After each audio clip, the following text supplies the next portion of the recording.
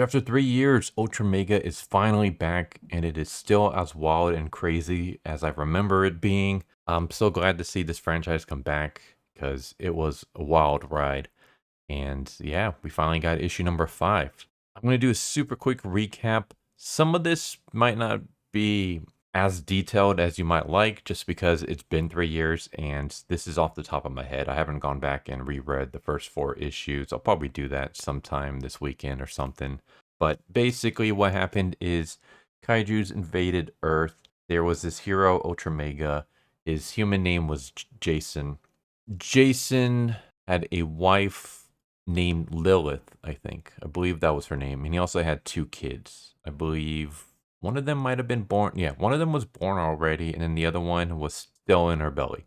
And Lilith had this thing called the Kaiju virus. It's a virus that people who are infected turn into kaiju monsters. And Jason refused to kill his wife. And so his wife ended up succumbing to the virus. She ended up becoming the Kaiju Queen. And she gave birth to the Kaiju Prince.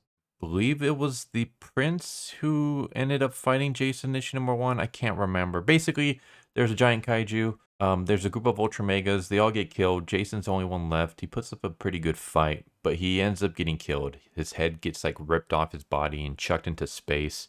And what part of his body didn't crush the city, his blood ended up flooding the city and just drowning a bunch of people. So yeah, it was just totally brutal and metal. Time passed. We were kind of in a not post-apocalyptic world, but kind of post-apocalyptic, post-kaiju world where kaijus have taken over. Only they're no longer kaijus in the sense that they're not giant monsters. They're not like regular sized monsters, but they want to be kaiju. Like that's one of their goals. Jason's son, the one who wasn't infected, his name is Noah. He's being raised by a scientist. Well, I think he's being raised by someone named Odin as well as a scientist named Beth, who Beth used to work for Jason, used to work for Noah's father. At one point, Noah ends up getting captured and he gets put into this like gladiatorial games where he has to fight other kaijus. And he ends up winning some of the fights, but he also ends up getting gravely injured and he's about to die when this eyeball creature shows up. And the eyeball creature is either the brother or the son of this figure named Atom. And Atom is kind of like the original Ultramega. He's the one that kind of bestows the powers of the Ultramega onto people. And so he takes Noah to go meet Atom. But Atom is like dying. They get attacked by monsters. And as they're fleeing, both of them get gravely injured. And so they're forced to merge together into a single entity so that they can survive. And that grants Noah the power to turn into the new Ultramega. And he ends up fighting the Prince Kaiju and defeating it. And then in the process, he like loses his hand. And he reunites with Beth. And then that's when this head falls from space. And it turns out to be his dad. Turns out that his dad survived. He's just a giant head now. And that's the cliffhanger that we ended up with in issue number 4. There's also this other character named Stefan. And Stefan, I can't remember too much with him. He was supposed to be like a hero. I think he was supposed to be one of the next Ultramegas, but he ends up turning that down or something happens and now he works for the Queen Kaiju. Like I said, it's been like 3 years since the last issue. So I'm kind of just trying to figure this stuff off at the top of my head. So I might have gotten some of this wrong. But yeah, we start off in this place called New Megasis. It is a world far from Earth. And in this world, we have kaijus living in peace for the most parts. There is kind of like almost like a civil war kind of brewing. And we have this character named Soa. And Sora is supposed to be like a hero. I think he's supposed to, maybe he's supposed to be like the new Atom. Basically what happens is he's at this party and the leader shows up and basically tells Sora that you embody peace, you embody our values, and we have something that's gone wrong. Basically, we have sent some people to cross over to commune with Atom, and they've come back and they haven't been the same. And so we need to send you over. And we need you to send you over to Earth and basically take over the reins that Atom left behind because Atom has fallen. And so we need you to go there and like bestow your power and help save Earth from the kaijus that have taken over there. That's basically Sora's story. So a good chunk of the beginning of this issue is that.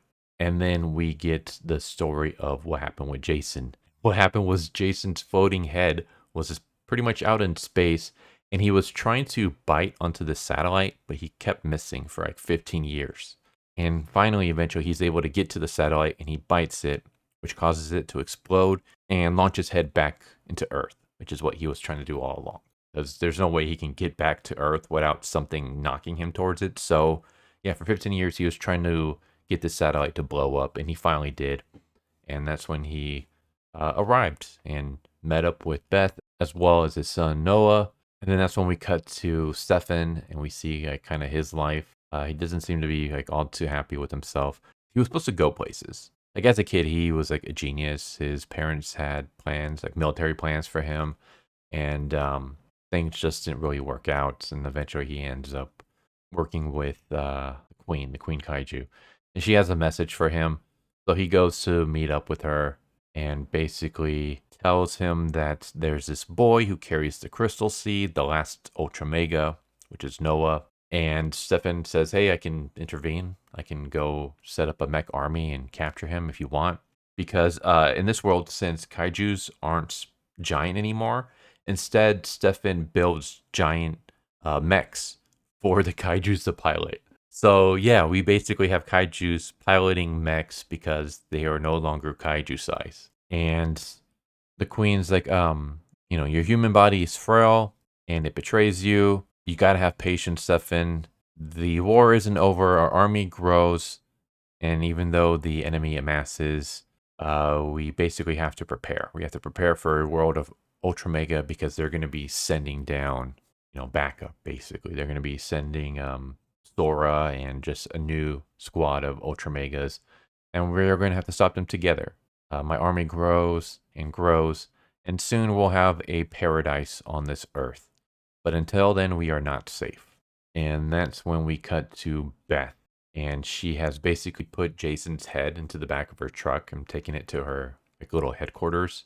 And she's building like a mech body for him so that he's not just a disembodied head that can't move. And then we cut to Noah, who has lost his hand.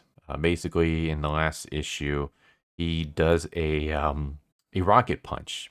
Only he's not a mech, so when he shoots his hand, he basically cuts off his hand and shoots it, and like the blood is like what propels it into his enemy. Because he did that, he no longer has a hand because it was part of his body, so it can't just grow back.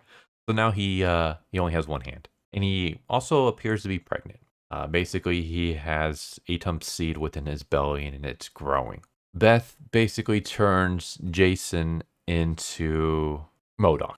He's basically just a giant head with these little tiny mech arms and legs, but it allows him to move around. And Jason is basically telling Noah, like, whatever you do, you can't listen to the creature. He's talking about the eyeball creature. Like, you can't trust it. I spent a lot of time out in space, and I had a lot of time to think over this. I need you to listen to me. I know that it talks to you, and whatever you do, don't listen to it. I know the story it tells, I know the promises it makes, but you can't listen to it. It's an interdimensional superorganism. It's a demon. It was shown a mirror when it appeared in our world, and it hated what it saw. It will try to destroy itself, and it will destroy everything you love in the process. And of course, the creature that only Noah can see is telling him, like, don't listen to him. He's just a head. He's half mad from being in space for so long. He drowned half a city because he's nothing but a failure. You performed great as ULTRAMEGA. You fought off 4 giant kaijus, as well as killing the kaiju prince. Like, you're awesome. Don't listen to this loser. Don't listen to this has-been. And that's when Noah basically throws up the seed that's inside him. And it looks like this weird crystal with an eyeball inside. And of course, Noah starts freaking out. So he rushes out, and there's these giant kaijus outside, as well as some soldiers. And they're trying to arrest Noah. And we have this moment where Beth realizes that Noah's in trouble. And so she has this tiny little robot that she has programmed to do different things. Like, there's this funny moment where she's, like, messing with the dial on its back, and it says, like, household cleaning, defend with righteous impunity, walk my pets, express my glands.